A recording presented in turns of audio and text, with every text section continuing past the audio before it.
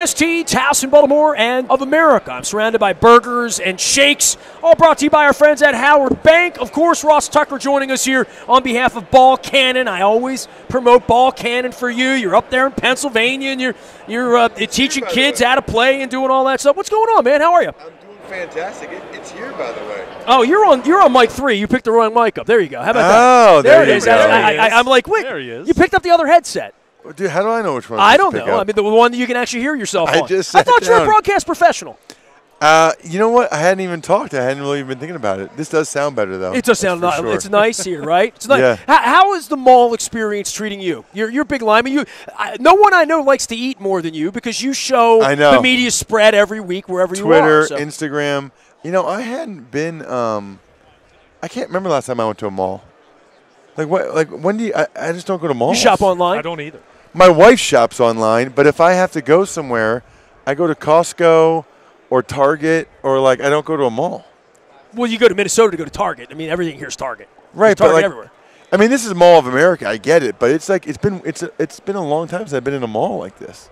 It's different. This isn't bad. I mean, as far as I think this is a cool setup. People can just walk by on their way to Sparrow or Cinnabon, stop by, see Nestor. It's cold. It's cold as hell here, man.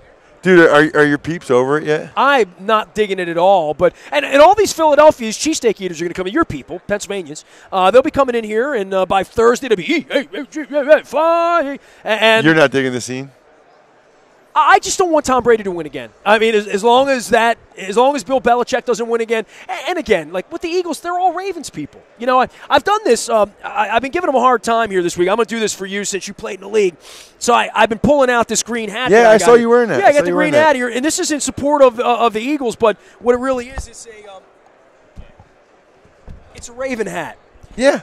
You know what I mean? So this way the Eagles fans won't beat me up. They won't spit on me. They won't think I'm a Patriot fan. Until they actually look at it, and then you're just going to infuriate them. Really disappointed Andy Weidel, I'll tell you that. You know. Hey, so you got to tell me, are the people in Baltimore over that last game yet? No. I mean, our owner is speaking at 1:30 on Friday. Here or in Baltimore? Baltimore. When you want to have a press conference where you don't want anyone to come, and your star players going into the Hall of Fame the next day, when you have a press conference you don't want to have, you have it on Friday afternoon before the Super Bowl when the media guys are here. Look, they had 30,000 empty seats. It's unprecedented. They've had this 22-year honeymoon. We got 30,000 empty seats every week in Baltimore. You haven't been to Baltimore lately, have you? No, I went to a game this year. There was for the Bears game. There was a decent amount of empty seats, which I had never seen before. And it got worse. It got worse. The and last worse couple and games worse. were even worse. Why? Yes. Even though they were winning and they were in the. We have patriots in Baltimore. We have Trump voters in Baltimore. We have angry fans about taking knees on. What did you make of all that? You played in the league. I mean, if 10 guys and I remember going in the locker room in Wembley, and this is true, Luke. I don't think Flacco realized the other guys knelt at the other end of the sideline. Like during the game in Wembley that day, a lot of the players on the team didn't know other players had knelt. Like literally, that it wasn't that big of a deal. But from taking the knee to where the owner now has to stand up 3 months later and somehow either apologize for it or woo back season ticket holders when the season ticket books come out. We're in a unprecedented place in Baltimore here in this offseason. And it's not just football related, Ross. It really isn't. Can you imagine if they had signed Kaepernick? Well, I guess this is the cautionary tale for anyone other than like Seattle or San Francisco, some liberal place where it might have worked. There aren't many The reason he didn't get signed is no one wanted to deal with it, right? Whatever that is. Yeah. I grew up, my mom's an Army brat. Okay. So to me, the national anthem has a very, very, very special place. I don't care for it. I never understood the thought process that you're going to offend necessarily some of the people that fight to give you that freedom in the first place. It's just that never – I don't know why. And so I'll give you a perfect example, okay? Those people will say, well, we're not doing it to offend the soldiers, right? Sure. The guys that protest, they're not doing it to offend the soldiers. Okay. Do you think that they're also the same people that all think the Redskins need to change their name ASAP? Or the Indians yesterday. Right. Do you think that the Redskins had their nickname this whole time to offend Indians? I don't. Native Americans? I don't. but people want them to change it. So it makes no sense to me that the same people that kneeled and protested and offended our soldiers, not all of them, but some of them, are the same people that think that the Redskins should have to change their name because they're offending some people. Well, I think the hardest part about all of this over 4 months is, as a player, if you're white, black, right, left, east, west, kneel, not kneel, military, not military, everyone's been forced to talk about it, but nobody really wants to talk about it.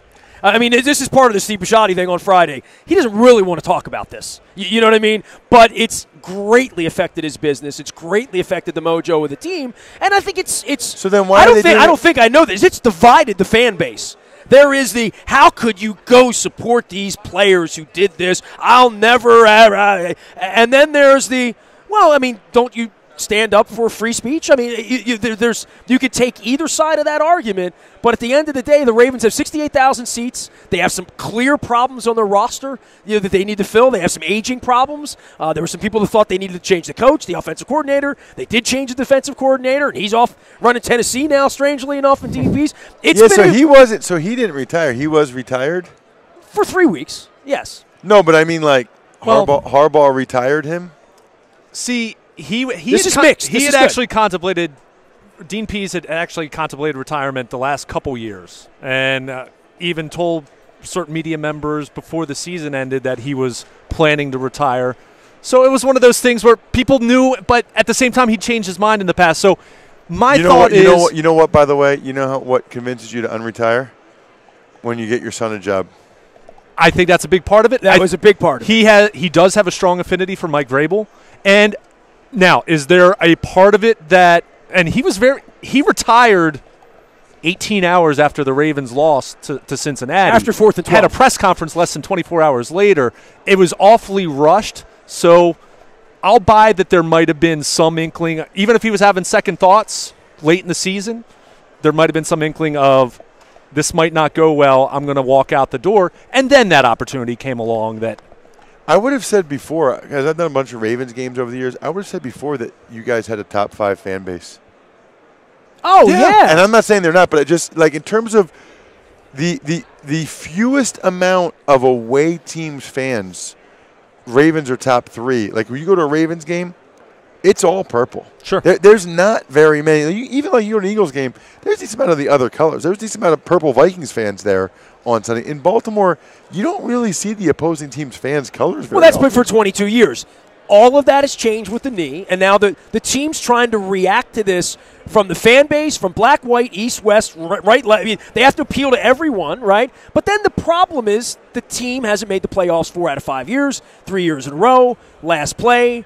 Certainly not the Cleveland Browns at this point, but assess the Ravens for me in their offseason and where they are with Joe Flacco and not enough offense around him, and Yonda coming back, and Suggs and Weddle being 2 of their best players and being into their mid-30s right now. I mean, this is a dangerous time for the Ravens moving forward, I think. I would agree with that. Obviously, it's important that they get their health back. I thought that was an issue this year. But you're right. I mean, I can't believe what Suggs is still doing. That guy's unbelievable. He's a Hall of Famer now. I think he probably is. Yeah. But no, I don't know. They're gonna have to, they've done an unbelievable job a number of times over the years pulling rabbits out of their hat with like guys that you don't know that much about. Trent Dilfer? All of a sudden it's their time to play, and you're like, wow, that guy's good.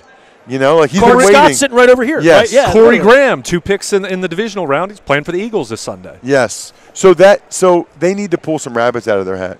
I think they'll be second place in the AFC North That's again. not what we want to hear in Baltimore. Dude, I don't want to see the Steelers Pittsburgh Steelers already. Steelers have the best roster in the NFL. Well, then the Ravens need to work on that now, don't they? Yeah, I guess so. Just find their version of Antonio Brown and Le'Veon Bell, and they're fine. Yes. 2 things, because your time's short. Eagles, Patriots, who do you got? Patriots 23-20. Simple as that. You just don't bet against Tom Brady. It's a close game. Who are you picking? Who are you betting on? Well, I look up and I see Nick Foles on one side and Brady on all these. And it's very hard to say Nick Foles is going to beat Tom Brady in this kind of game. Especially in a close game. Sure. If it's a close game, where every decision and throw in the last 3 minutes, I mean, come on, dude. I'm going Brady and Belichick over Foles and Peterson. I think their best chance is if they win by like 10. If the Eagles can actually dominate. Always love having Ross Tucker on the program. He always says yes, but it's always to promote Ball Cannon. So you got your ballcannon.com. I'm just trying to make you people got to see it. I'm just trying to make people's dreams come true. Go to ballcannon.com. You have to look at the video. If you don't know what it is, that's your fault because you didn't go to ballcannon.com. And it's not a Jugs gun. That was kind of mean. It's not. Can you please go to ballcannon.com, please? Thank you. It's not a Jugs gun. It's not a Jugs gun. No. It's better than a Jugs gun. All right. Way better. See you, buddy. Thanks. Check out his podcast as well. Great stuff on there. Yes, Ross Tucker Football Podcast. Another place where all your dreams come true. Including Central Pennsylvania. There he goes, Ross Tucker. From also, I used to call you Ross Tucker of SI and of Westwood One and of Ross Tucker Football Podcast. He's been everywhere doing everything. Ball Cannon is the way to get down with Ross Tucker. By the way, all of our WNST programming this week brought to you by our friends at King Discount Liquors. Lottery beer, booze, and more. I got my mall back. I got my craft beers waiting back at home in the refrigerator for me. Also brought to you by D&L Window Tinting. I've been doing this now 27 years. For 27 years now, they've been tinting everything. When the sun comes out here at the Mall of America, need them to tint the ceiling here. Cars, boats, businesses, they do put the shades on the sun from White Marsh and over to Joppa Road in Parkville. D&L Window Tinting. All of our coverage brought to you by Howard Bank here, our lead sponsor here this week, as well as our friends at Royal Farms and the Maryland Jockey Club, as well as Cole Roofing and Pfister Energy. We are live on Radio Row. I am Nestor. We are WNST.net, AM 1570 and WNST Towson, Baltimore, and we never stop talking Baltimore sports.